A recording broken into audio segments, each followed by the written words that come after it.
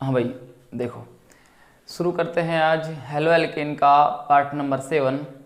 ध्यान दीजिएगा भाई, हेलो एल्केन के इस पार्ट नंबर 7 में हम दो ही टॉपिकों को कवर करेंगे। एक है आपका आयोडोफॉर्म और एक है आपका CCl4 यानी कि कार्बन टेट्रा क्लोराइड। तो देखो शुरू करते हैं टॉपिक के साथ, CHI3 आयोडोफॉर्म के साथ।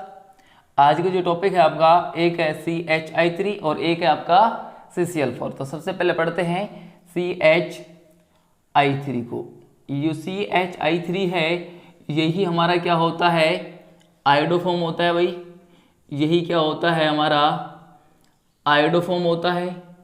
ठीक है, अब देखिएगा सबसे पहले पढ़ेंगे इस आयोडोफॉर्म के बनाने की विधि यानी कि method of preparation of iodoform. तो पहली हेडिंग है आज की, आयोडोफॉर्म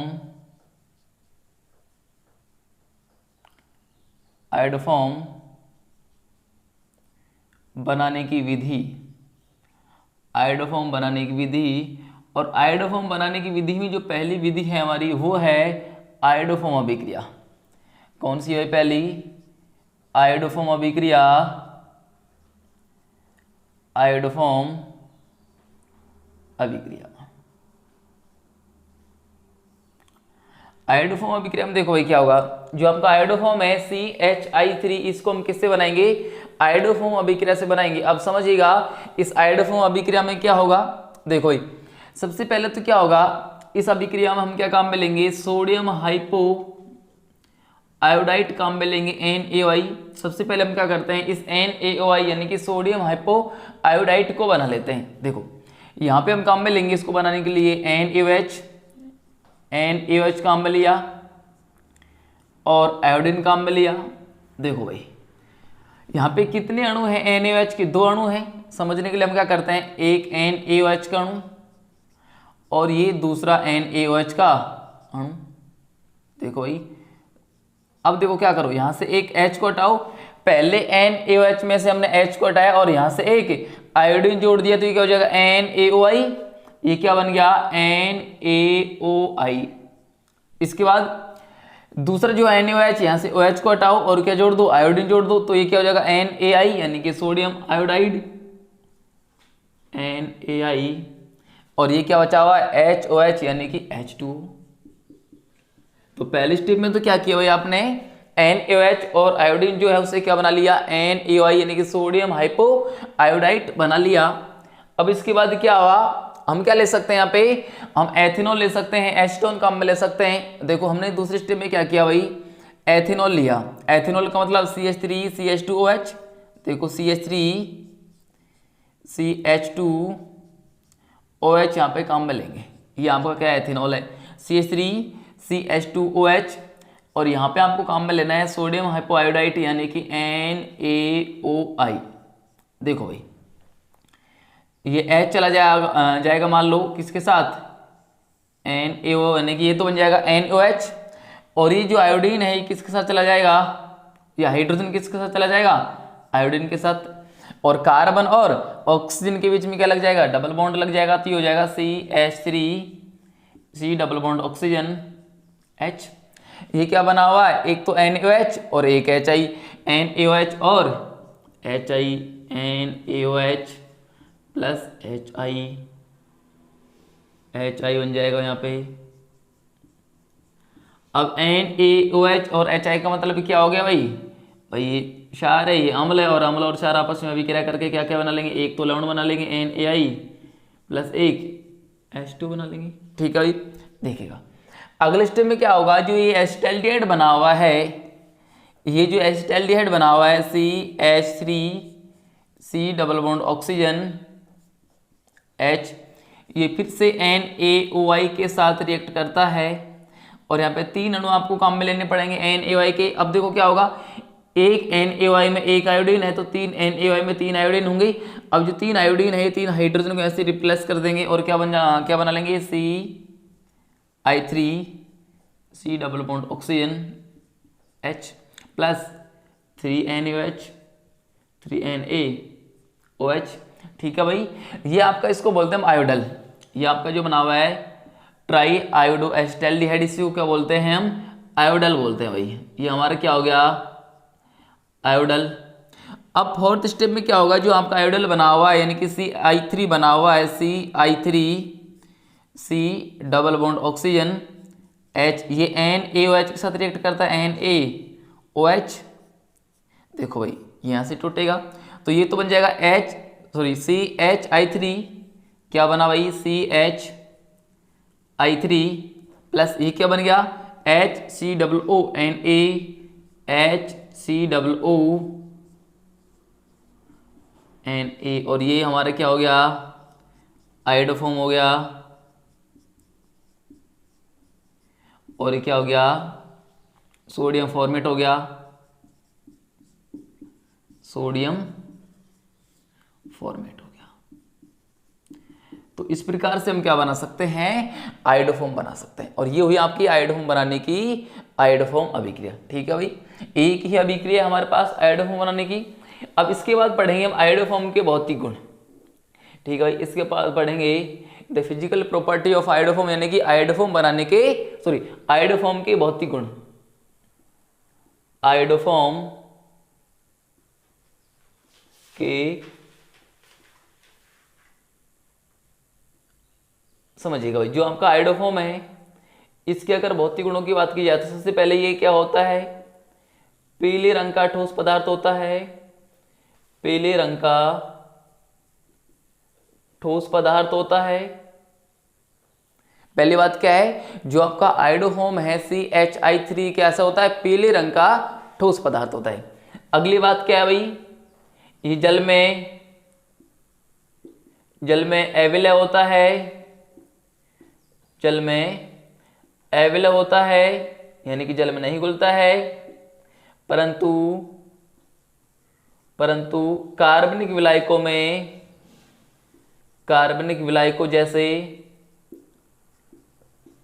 जैसे अल्कोहल, ईथर आदि में क्या होता है भाई, ये विलयशील होता है। अगली बात, जो आपका CHI3 है इसकी जो रिएक्टिविटी है, इसकी जो क्रियाशीलता है क्या होती है, क्लोरोफॉर्म से अधिक होती है। तो हम लोग को क्या लिखना है भाई, यह CHCl3 से अधिक क्रियाशील होता है, अधिक क्रियाशील होता है।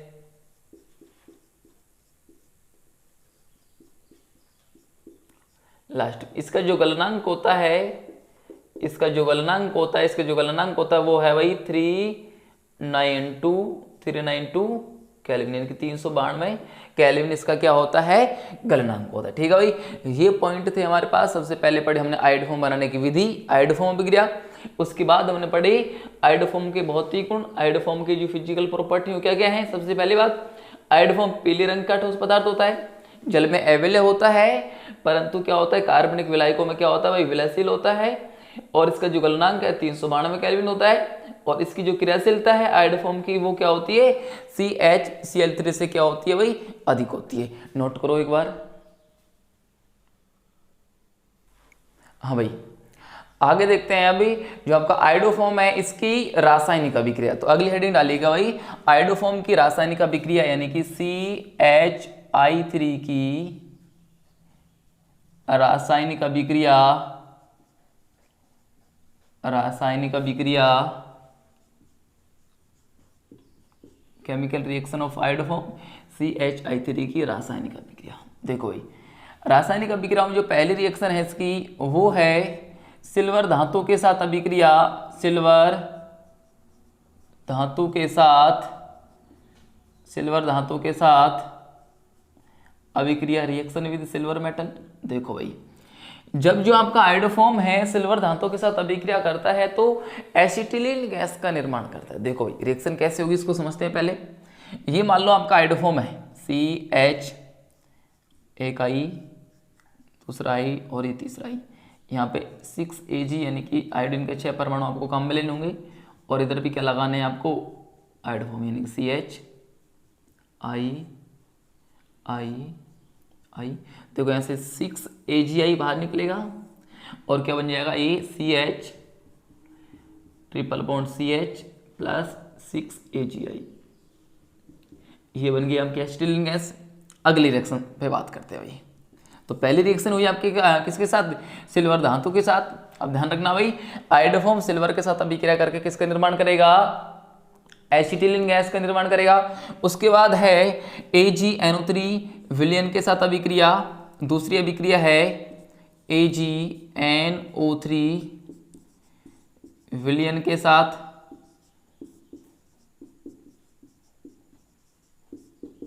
देखो भाई ध्यान दीजिएगा, अगर CHI3 की अभिक्रिया CHI3 की अभिक्रिया AgNO3 के विलयन के साथ की जाएगी, यानी कि H2 भी लेना पड़ेगा हमें।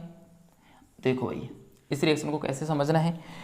अब एक CHI3 में कितने आयोडीन है, 3, तो यहाँ पे 3 आयोडीन है, तो हमको सिल्वर भी कितने लेने पड़ेंगे, 3, यानी कि 3 AgNO3 ले लो। तो 3 AgI को बाहर निकालो, पहले 3 AgI को हमने बाहर निकाल दिया भाई, ठीक है। अब 3 AgI को बाहर निकालने के बाद समझना, यहाँ पे 3 NO3 बचे। अब 3 NO3 के साथ 3 हाइड्रोजन लगा देते हैं, जिससे क्या बन जाएगा, 3 नाइट्रिक अम्ल के अणु बन जाएंगे भाई। एक हाइड्रोजन ये रहा और 2 हाइड्रोजन ये रहे, यानी कि यहाँ पे क्या बन जाएगा 3HNO3 बना। अब क्या क्या बचा हमारे पास, एक कार्बन बचा, एक ऑक्सीजन बचा, तो ये क्या बन जाएगा आपका CO कार्बन मोनो ऑक्साइड। बोलो भाई बात समझ में आती है। यानी कि जो आपका AgNO3 का विलयन है, AgNO3 का जो विलयन है ये CHI3 के साथ अभिक्रिया करके AgI का पीला अवक्षेप देता है भाई। ये जो बनेगा AgI का पीला अवक्षेप बन जाएगा। बोलो ये बात समझ में आती है। आगे चलते हैं भाई, आगे देखते हैं इसकी तीसरी रिएक्शन। और इसकी जो तीसरी रिएक्शन है वो है इसकी कार्बिल एमीन अभिक्रिया। देखना भाई, तीसरी रिएक्शन है कार्बिल एमीन अभिक्रिया, ये इसका आइसोसाइनाइड परीक्षण, आइसोसाइनाइड परीक्षण। देखो भाई मान लो आपका ये है प्राथमिक एमीन RNH2, इसकी रिएक्शन करवानी किसके साथ भाई, CHI3 के साथ। सेम रिएक्शन आपने CHCl3 के साथ करवाई थी। एक HI बाहर निकलेगा, ये दूसरा HI बाहर निकलेगा, ये तीसरा HI बाहर निकलेगा, और यहाँ से क्या बन जाएगा RNC, यानी कि एल्किल आइसोसाइनाइड बन जाएगा। प्लस में क्या बन जाएगा यहाँ पे, अगर यहाँ पे क्या काम में लेंगे आप, KOH काम में लेंगे। अगर KOH वगैरह काम में लिया तो ये अम्ल है, ये क्षार है, तो यहाँ से क्या बन जाएगा 3KI बन जाएगा प्लस 3H2 बन जाएगा। तो 3 रिएक्शन हमारे पास हुई भाई। देखो सबसे पहले रिएक्शन करवाई सिल्वर धातु के साथ अभिक्रिया। जब आपका आयोडोफॉर्म है सिल्वर धातु के साथ अभिक्रिया करेगा तो क्या बनेगा, एसिटिलीन बनेगा। उसके बाद AgNO3 विलयन के साथ अभिक्रिया, जब आपका आयोडोफॉर्म है AgNO3 विलयन के साथ अभिक्रिया करता है तो AgI यानी कि सिल्वर आयोडाइड का पीला अवक्षेप हमको प्राप्त होता है। अगली बात, इसकी जो कार्बिल एमीन अभिक्रिया है CCl3 की तरह ही होती है, और यहाँ पे क्या प्राप्त होता है आपको एल्किल आइसोसाइनाइड। ठीक है भाई, नोट करो जब तक। हाँ भाई, अब पढ़ते हैं इसकी जो आपका आयोडोफॉर्म है, अब पढ़ते हैं इसकी अपचयन अभिक्रिया, रिडक्शन रिएक्शन। देखिएगा भाई, इसकी चौथी अभिक्रिया है वो है इसकी अपचयन अभिक्रिया। अपचयन अभिक्रिया, अपचयन अभिक्रिया। देखो भाई ये आपका है CHI3, जब इसका रिडक्शन करवाएंगे तो देखो क्या होगा, यहाँ से एक आयोडीन और एक H निकल जाएगा, ये क्या हो जाएगा CH2I2 प्लस HI। जो इसकी पांचवी अभिक्रिया है वो है इसका जल अपघटन। जल अपघटन इसको समझना भाई, हाइड्रोलाइसिस। देखो CHI3 यानी कि आयोडोफॉर्म का आपको क्या करवाना है, हाइड्रोलाइसिस करवाना है। तो समझिएगा, ये लिया आपने CH, एक ऊपर आई, एक आई और एक आई, यहाँ पे लेना पड़ेगा आपको। मान लो 3 जल के अणु आपने काम में लिए। देखो जी, जितने भी आयोडीन है वहाँ पे क्या लगा दो, OH OH OH लगा दो। CH, एक OH ऊपर लगा दिया आपने, एक इधर लगा दिया और एक नीचे लगा दिया। और हम ये बात भली बात ही जानते हैं कि एक ही कार्बन पर एक से ज़्यादा OH होते ही नहीं है। अगर गलती से आ गए तो वहाँ से क्या करते हैं, हम जल कणों बाहर निकाल देते हैं। देखो जी, यहाँ पे इस कार्बन पर 3 OH हैं, तो इस जल कणों को हम यहाँ से बाहर निकाल देते हैं। देखो भाई, तो ये क्या बन जाएगा, HCOOH, यानी कि हो जाएगा आपका HCOOH, फॉर्मिक अम्ल बन जाएगा भाई ये, प्लस साथ में क्या बन जाएगा, H2O, तो ये क्या बन गया हमारा, फॉर्मिक एसिड बन गया। ठीक है भाई, तो अपन इसका जल अपघटन किया तो क्या बना आपका, फॉर्मिक अम्ल का निर्माण हुआ। इसके बाद देखिएगा लास्ट बात क्या है, ध्यान दीजिएगा, जो आपका आयोडोफॉर्म है, जो आपका आयोडोफॉर्म है CHI3, अगर इसको हम गर्म करते हैं, इसको हम हीट करते हैं, अगर CHI3 को हम हीट करते हैं तो हमको क्या होता है, आयोडीन की बैंगनी रंग की वाष्प प्राप्त होती है भाई, बैंगनी रंग की वाष्प। ठीक है भाई, ये थी आयोडोफॉर्म की रासायनिक अभिक्रिया। ठीक है भाई, सबसे पहली रिएक्शन थी आपके सिल्वर धातु के साथ अभिक्रिया, तो एसिटिलीन का निर्माण हुआ। उसके बाद थी AgNO3 विलेन के साथ अभिक्रिया, तो किसका निर्माण हुआ, AgI के पीले अवक्षेप का निर्माण हुआ। उसके बाद हमने पढ़ा इसकी कार्बिल एमीन या आइसोसाइनाइड परीक्षण, उसमें एल्किल आइसोसाइनाइड का निर्माण हुआ। उसके बाद इसने इसका अपचयन करवाया, CH2I का फॉर्मेशन हुआ, जल अपघटन करवाने पर फॉर्मिक अम्ल बना, और अगर इसको गर्म करेंगे तो आयोडीन की बैंगनी रंग की वाष्प हमको मिलेगी। अब देखते हैं इसके उपयोग भाई। जो CHI3 है, CHI3 है, अगर इसके एप्लीकेशन की बात करें, इसके उपयोग की बात करें तो ध्यान दीजिएगा भाई, CHI3 के क्या क्या उपयोग हैं। एक तो प्रतिरोधी के रूप में इसका उपयोग किया जाता है, यानी कि एंटीसेप्टिक के रूप में, एंटीसेप्टिक के रूप में, और एक रोगाणुनाशक के रूप में, रोगाणुनाशक के रूप में भी इसका उपयोग किया जाता है। ठीक है, इसका उपयोग क्या किया भाई, एंटीसेप्टिक प्रतिरोधी के रूप में और रोगाणुनाशक के रूप में जो आपका CHI3 है इसका उपयोग किया जाता है। इस प्रकार से जो आपका CHI3 है ये हुआ कंप्लीट। नोट करो भाई। हाँ भाई, अब जो हम पढ़ेंगे CCl4 यानी कि कार्बन टेट्राक्लोराइड। ध्यान दीजिएगा भाई, अब पढ़ते हैं हम कार्बन टेट्राक्लोराइड CCl4, ध्यान दीजिएगा, ये आपका कार्बन टेट्राक्लोराइड, कार्बन टेट्राक्लोराइड, ध्यान दीजिएगा।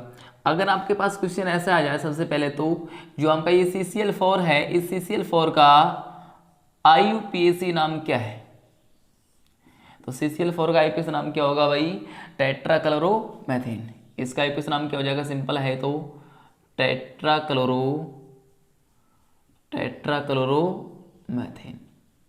एक ही कार्बन के साथ कितने सेल जुड़े हुए हैं, 4, तो टेट्राक्लोरो, एक ही कार्बन है तो एक हो जाएगा मैथ प्लस ए, मैथेन हो जाएगा। अब पढ़ते हैं CCl4 बनाने की विधि, method of preparation of CCl4। और हाँ, इसका जो व्यापारिक नाम होता है वो होता है पायरिन। इस CCl4 को हम क्या बोलते हैं, पायरिन भी बोलते हैं। अब है इसकी CCl4 के बनाने की विधि, CCl4 के बनाने की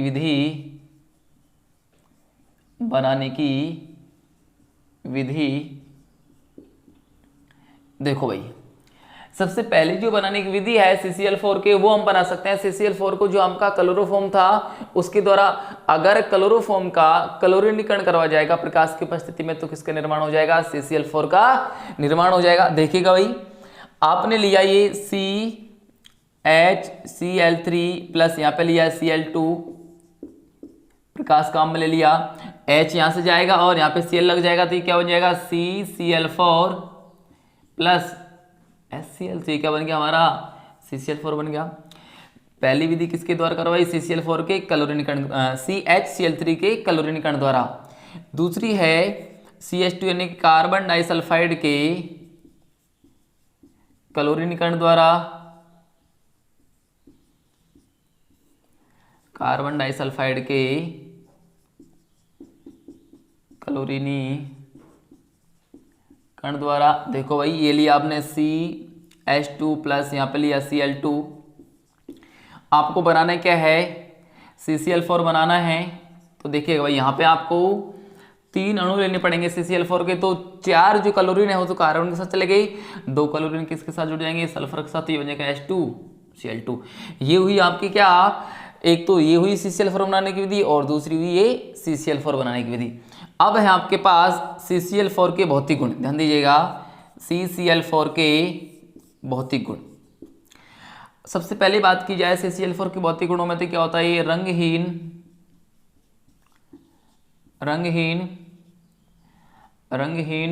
मधुर गंधयुक्त वाष्पशील पदार्थ होता है। रंगहीन मधुर गंधयुक्त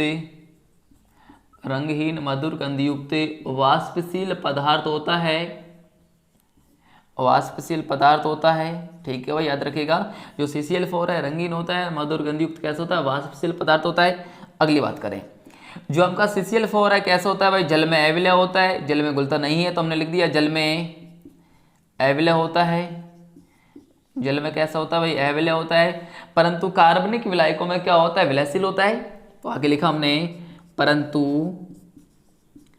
कार्बनिक विलायकों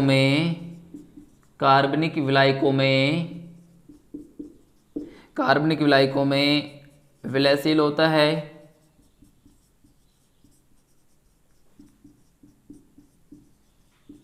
ठीक है भाई, तो याद रखिएगा आप CCl4 के भौतिक गुणों में क्या है भाई, भौतिक गुणों की अगर हम बात करें तो ध्यान रखिएगा CCl4 रंगीन मधुर गंधयुक्त वाष्पशील पदार्थ होता है, जल में अविलय होता है, परंतु जो कार्बनिक विलायक हैं ईथर अल्कोहल में क्या होता है, ये विलयशील होता है।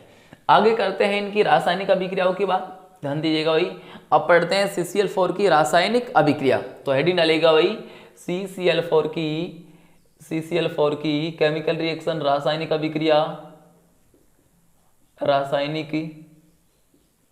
अभिक्रिया, देखो भाई सबसे पहले जो अभिक्रिया है वो है इसकी रिडक्शन रिएक्शन, अपचयन अभिक्रिया।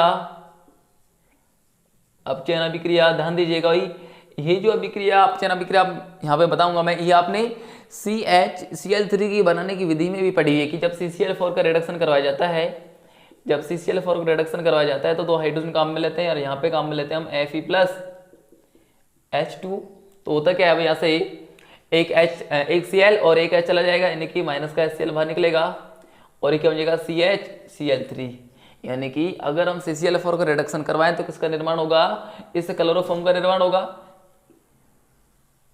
ठीक है, अगली रिएक्शन की बात करें तो आगे है इसका जलापकटन। ध्यान दीजिएगा भाई, आगे है इसका हाइड्रोलाइसिस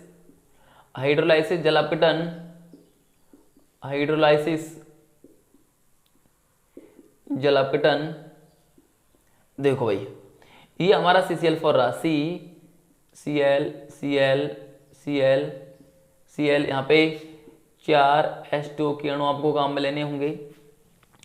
हर एक Cl के जगह क्या लगा, तो OH, एक OH, दूसरा OH, तीसरा OH और ये चौथा OH। हमको पता है एक कार्बन पर एक से ज्यादा OH रहते ही नहीं है, तो अगर एक कार्बन पर गलती से एक से ज्यादा OH आ जाते हैं तो क्या होता है भाई, वहां से H2 के अणु बाहर निकल जाते हैं। तो यहाँ पे 4 OH हैं, तो एक H2 का अणु कहां से निकलेगा भाई, बाहर यहाँ से निकल जाएगा, ये H है, सॉरी भाई ना, ये एक H2 का अणु यहाँ से बाहर निकलेगा और दूसरा H2 का अणु यहाँ से बाहर निकलेगा। तो देखिएगा ये बनेगा CO2 प्लस 2H2। बोलो ये बात समझ में आती है। तो जब इसका रिडक्शन करवाया तो किसका निर्माण हुआ, क्लोरोफॉर्म का निर्माण हुआ, और जब इसका जलापकटन करवाया तो किसका निर्माण हुआ, CO2 और H2 का निर्माण हुआ। अगर इसकी तीसरी रासायनिक अभिक्रिया की बात करें तो वो है इसकी राइमर्टिमान अभिक्रिया।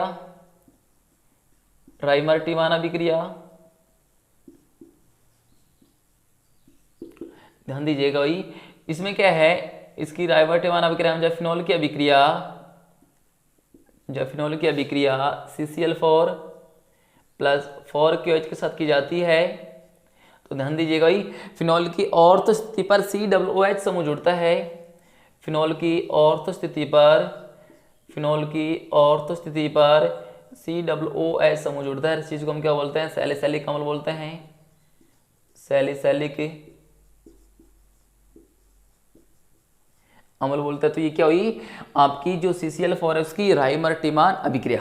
आगे देखते हैं भाई, इसकी जो 4th नंबर की रिएक्शन है वो है 1,2-डाइक्लोरोएथीन के साथ अभिक्रिया। देखिएगा भाई किसके साथ 1,2 डाइक्लोरो एथीन के साथ अभिक्रिया देखिएगा भाई, ये Cl CH double bond CH single bond Cl plus CCl4। अब यहाँ से देखो क्या होगा, ये बॉन्ड ब्रेक करना है, यहाँ से एक Cl प्राप्त होगा आपको और एक CCl3 प्राप्त होगा।